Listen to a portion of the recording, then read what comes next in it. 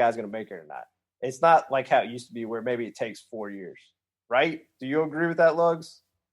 I do. I think that I think that the NFL has adapted or adopted more of the college game as far as the run and gun and that sort of a thing, to where it makes it easier for a guy coming out. But Burrow, he has talent. He does. I mean, I've messed with you guys just because you're such supporters, but he does have talent. I think Justin Herbert is just as talented, and so that's a good quarterback class. And I was jokingly talking about Sam Darnold being traded. I think he will be traded, and Chicago would be smart actually if they could get him in there. But I think he'll end up at the Colts probably. Because that would make sense for them and him. I think anybody who gets out of the Jets still with a heartbeat is one lucky human. And so anyway. Well, I think, too, it's all about timing. I mean, you look at Rodgers, all of his time, one Super Bowl, and that may be all he gets.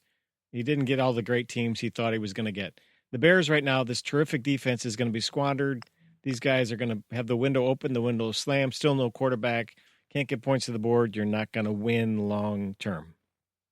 Right, especially in this particular era of offense. What do you got, a 3-year window, maybe 4, 5? Well, that's why.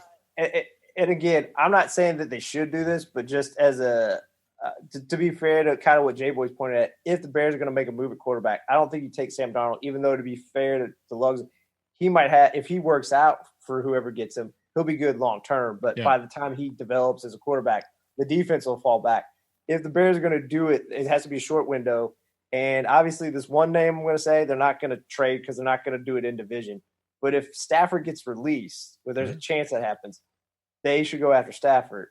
And they could possibly trade for Matt Ryan, even though that's in the same conference. But since they aren't in the same division, maybe they trade for Matt Stafford if you're going to do short window, because that's what you have to do. But you're back to the same deal. With no O-line, those guys are going to get killed, so there's no point to that.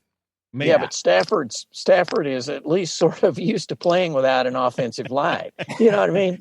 He has won games where he literally has been the one who won those games. Yeah. So I guess to wrap up the NFL, I'll just say I agree with Lugs that I think Sam Darnold can be saved, but again, it's just you have to look at whatever the team situation is. If you're just kind of like looking for a quarterback who maybe you can develop, and obviously if he flames out, you'll have a high pick to maybe draft a quarterback next year. That's a great. But like where Chicago is roster building wise, particularly on the defensive side, they have a window. They have to try to maximize it short term. So. And let me just say, I predicted the Lions would win the NFC North, and they're sitting pretty at 3-4 right now. So, by God, they might pull it off. Okay, let's talk college football. I thought it was a misprint when I saw this. Number 25, Michigan will play number 13, Indiana this coming week. Are you kidding me? The Hoosiers? Wow. Right. And they are favored to win. Right. I mean, beyond that. Gotta love it. Woo. Well, it shows you. I'm sorry, but Harbaugh. What about him? Is not the coach. Is not the coach. I mean, I don't think they'll ever fire him, but I just don't think he's the guy. I think this IU team is talented, and I unfortunately think Michigan's going to be bad after Michigan State debacle. Michigan State, yeah. Which again, I don't know how bad Michigan State is because I know they lost the week before, but they had 7 turnovers. Which you're not going to come back from 7 turnovers a lot. Usually, you only get the ball maybe 6 or 7 times. I mean, so like, I don't know how bad Michigan, because obviously Mel Tucker I think Mel Tucker is a good coach.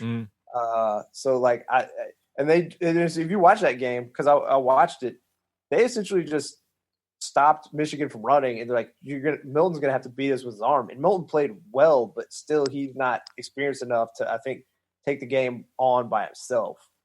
And the other problem was the Michigan's secondary was too grabby. There was a lot of penalties and pass interference calls on Michigan, and a lot of them, if you go back and see the replays, most of them were legit. So they hurt themselves. So I think they're going to be mad against Indiana. So that's why I don't know if Indiana can pull that upset.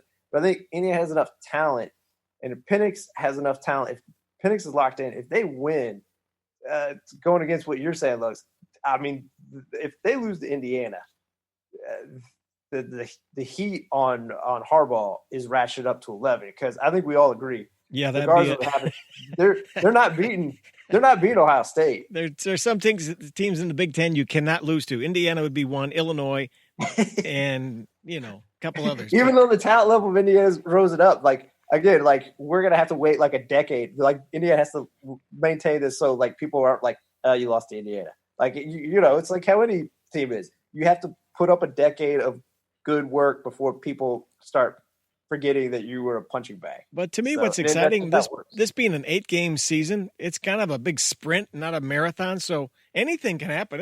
I think it's kind of cool because you win 3 or 4 or 6 games. Yeah. Yeah. It's a huge game. Like I said, Penix against Rutgers, he was locked in. He had 4 touchdowns, 1 rushing, 3 receiving. Watt Filliard had 136 yards receiving.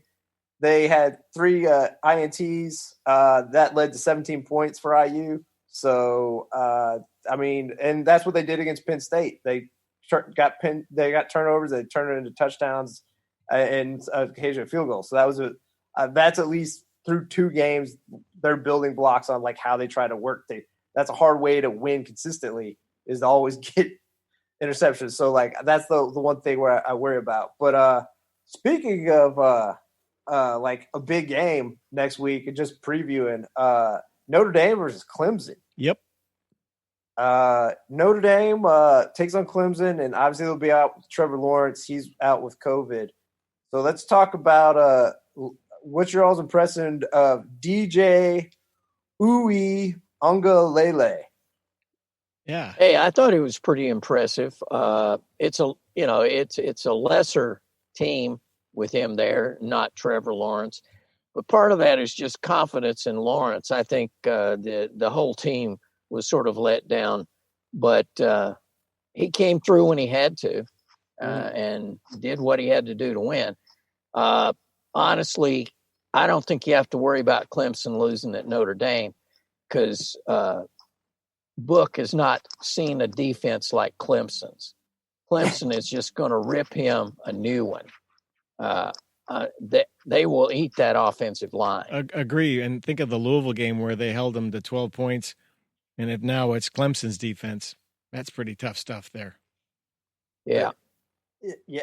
And also I know they had like an 18-point lead, but I think if you watch the game, that point spread is misleading. I mean, they ended up scoring only 28 points, but one of those 7 was Etienne was essentially going into the end zone. He fumbled it. A DB, Brandon Sebastian recovered it, took it back. So it was a 14-point swing.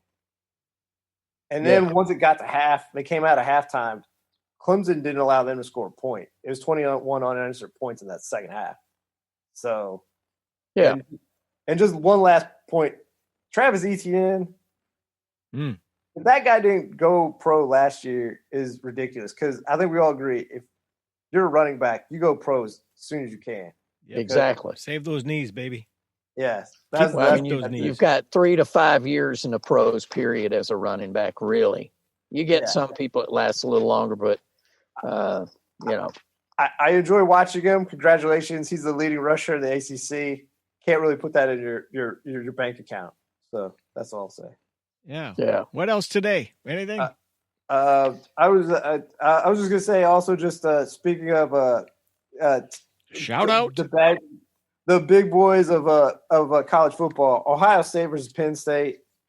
Just watching Justin Fields, his two touchdown throws of the Olave, just. I mean, it's not even fair to have a quarterback that talented in college. He's good stock, isn't he? Right now, Fields is playing very well.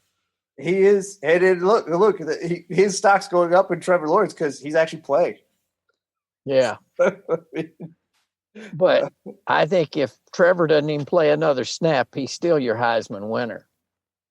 You got to have statistics for that, I think.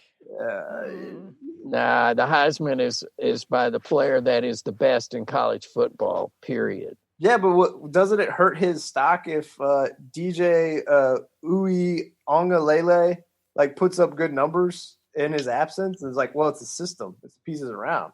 Maybe some, but no. I mean, Trevor Lawrence is 6'6", 240, and can throw the ball, is smart. Fields is a good player too, don't get me wrong. But Fields is more in the mold of say Lamar, or he's more skilled than Lamar, especially at passing. Yep. But he's that quick quarterback. Burst of speed guy. But anyway. Hey, hats off to the LA Dodgers for winning the World Series, and that's probably as much baseball as we talk on this show. Well, I feel bad for him because he got the team to the World Series, but I think we could all agree, and not that it hasn't been beaten to death, that Game 6 was the poster boy for when analytics dictate what you do too much. Snell was red hot. Yep. He allows one hit in the 6th, and they pull him, and that's when the floodgates open and Dodgers run away with it. That's what I'm saying. All right. Yeah, there has to be gut, some sort of gut test to say that this guy is still. I mean, he was still right blowing it past people, and yep, yeah. Nobody had an answer, but the manager said, "I got an answer. Let's pull him." Yeah, dumbass. Yeah. And a little shout out to this was kind of fun. Southern Illinois beat Southeast Missouri State 27-24 in the only game for those two teams this year. So they went undefeated. Yeah, but 1-0. Yeah. In the they one went game. Undefeated. Yeah. Congratulations to Salukis. Salukis go 1-0 on the season. Salute the Salukis. Yeah. And to talk a little local football. Yes, please. U of L and UK. I'll say this about UK. Stoops is perfectly happy with a 14-3 loss to Georgia. And Kirby Smart and Stoops are the last two coaches in America that want to have a game that's just pound and ground, maybe score one touchdown. It's like, fellas, let's get past the 1940s, please. But Stoops is locked in there, dude. He's never leaving. It's a magical thing for him, don't you think? Yeah, he's making bourbon now. Did you see that? No. He's got his own. Hey, cool. Yeah. And at least with Georgia, I mean, the difference between Kirby Smart and Stoops is I think JT Daniels, when he gets back, they'll probably open up the offense. I mean, we watched that Alabama Georgia game. Stetson Bennett, I mean, he's a nice story, but I mean, the guy can't even see over the offensive line. I mean, it's a problem. Yeah. So you should just run the ball. You shouldn't throw it with Stetson Bennett. You shouldn't anymore. You can't have a 5'8" quarterback. That's just not going to work. His name is Kyler Murray. Well, he's actually 6 foot, isn't he? The program. Mm-hmm. Program. With Inc. And U of L, if they could ever decide both sides of the ball to play consistent, it would be amazing. Well, COVID killed them this week. Yeah, but Virginia Tech had the most COVID outages of any team in America, I think. Mm-hmm. So you can't, it's like everybody's dealing with that. But anyway, I'd like to see U of L. It's like they're hurting themselves constantly with bad penalties at the worst time. So I'd like to see them clean up some of that. Vatech had a COVID outage and U of L had a power outage. Oh, okay. Yeah. I like it. Yeah. I like it. Bada bing, bada boom. Yeah, I got that for you. And I want to say one thing. Bellarmine is going to start. They're going to be playing basketball at Freedom Hall. It's great. For real. They're going to play their home games at Freedom Hall, men's and women's. So you can go back to the crumb, except they're going to put their own floor down. Wow. Wow. Yeah. Scotty the thing I will always remember about Freedom Hall was going to watch the Cards play